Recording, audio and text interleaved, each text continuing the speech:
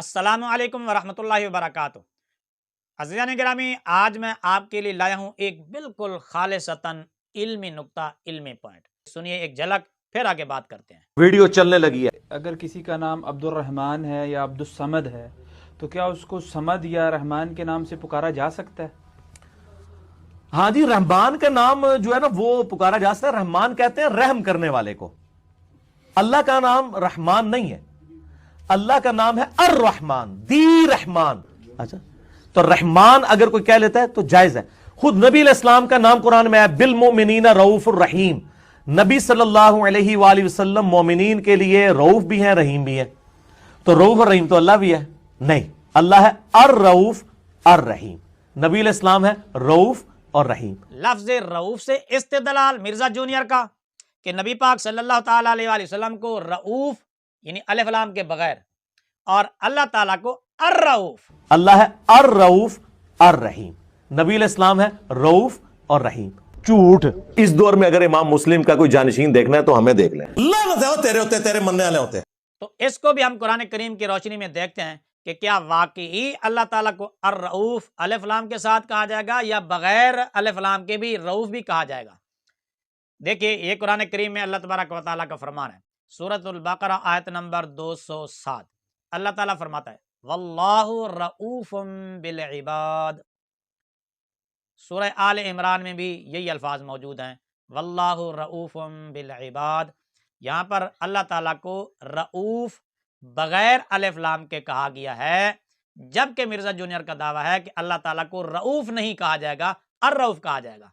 अल्लाह है अर रऊफ अर रहीम, नबी इस्लाम है रऊफ और रहीम। एक और आयत देखिए, सुम्मा ताबा अलैहिम इन्नहु बिहिम रऊफुर रहीम। अल्लाह ताला को रऊफ बगैर अलिफ लाम के कहा गया है और नबी पाक सल्लल्लाहु अलैहि वसल्लम को भी रऊफ बगैर अलिफ लाम के कहा गया है, बिल मुमिनीना रऊफुर रहीम।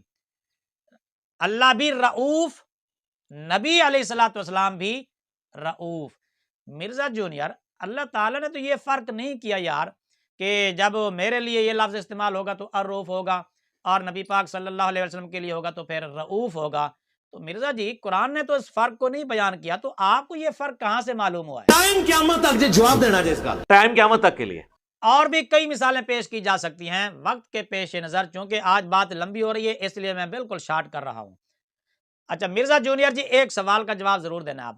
आपने ये जो कायदा कानून बताया ना कि अल्लाह ताला के लिए अर रहमान और अल्लाह के सिवा किसी और को रहमान कहेंगे, अल्लाह ताला के लिए अर रऊफ और नबी पाक सल्लल्लाहु अलैहि वसल्लम को रऊफ अलिफ लाम के बगैर, अल्लाह ताला को अल गनी अलिफ लाम के साथ और हजरत उस्मान रदियल्लाहु ताला अन्हु को अल गनी अलिफ लाम, हजरत उस्मान सिर्फ गनी है, और मदीना तु रसूल को अल मदीना और बाकी शहरों को सिर्फ मदीना अलिफ लाम के बगैर।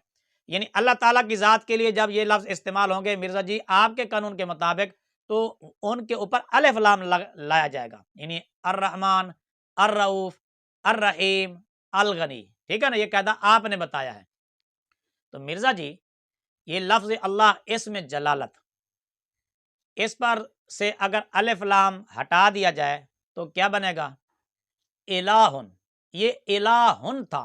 तफसीर बैज़ावी पढ़ने वाले बखूबी जानते हैं इसकी बात जहाँ भी आती है तफसीरों के अंदर, तो ये लफ्ज़ अल्लाह इसमें जलालत, अल्लाह जो है ये असल में इलाहुन था।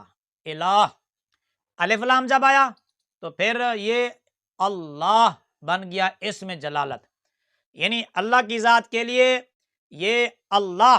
मिर्ज़ा जी, आपके कानून के मुताबिक तो क्या किसी और को अलिफ लाम के बगैर इलाह कह सकते हैं? टाइम क़यामत तक जवाब देना है इसका, टाइम क़यामत तक के लिए। कि जिस तरह अलिफ लाम के बगैर रहमान कह सकते हैं, समद कह सकते हैं, रऊफ कह सकते हैं, गनी कह सकते हैं, तो क्या इसी तरह अलिफ लाम के बगैर यानी अल्लाह, अलिफ लाम आ गया वो तो अल्लाह के लिए हो गया आपके कानून के मुताबिक, तो क्या इलाह किसी और को कह सकते हैं? टाइम क़यामत तक जवाब देना है इसका, टाइम क़यामत तक के लिए। मेरे अजीजों, बुजुर्गों, दोस्तों, मिर्जा जूनियर ने देखा ना, सिर्फ अपने फॉलोअर्स को बुद्धू बनाने के लिए, उनको कहानी कराने के लिए कितना बड़ा झूठ बोला, कुरान करीम की कितनी आयात का इनकार कर दिया सिरे से جہاں اللہ تعالیٰ کو رعوف الف لام کے بغیر کہا گیا تھا، کہتے نہیں نہیں اللہ تعالیٰ کو رعوف نہیں کہا جائے گا، تو جہاں اللہ کو رعوف کہا گیا کیا ان آیت کا انکار ہوا یا نہ ہوا؟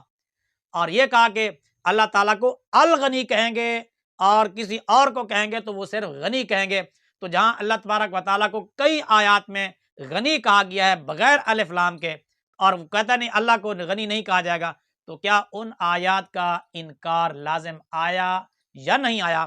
یہ مرزا جونیئر، اس کے فالورز، اس کے سٹوڈنٹس، اس کی آنے والی نسلیں اس سوال کا جواب ضرور دینا ہے کہ مرزا جونیئر نے یہ قاعدہ قانون بتا کر کئی آیات کا انکار کیا ہے یا نہیں کیا جن میں اللہ تعالیٰ کو غنی کہا گیا، رعوف کہا گیا۔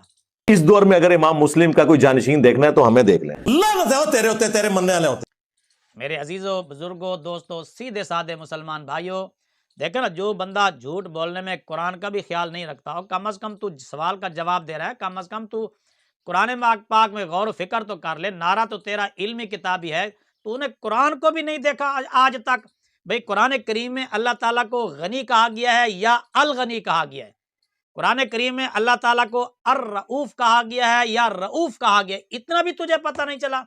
قرآن نہیں پڑھتا تو؟ لعنت اللہ علی الکاذبین، جھوٹوں پر اللہ کی لعنت، لعنت ہے تیرے ہوتے، تیرے مننے والے ہوتے۔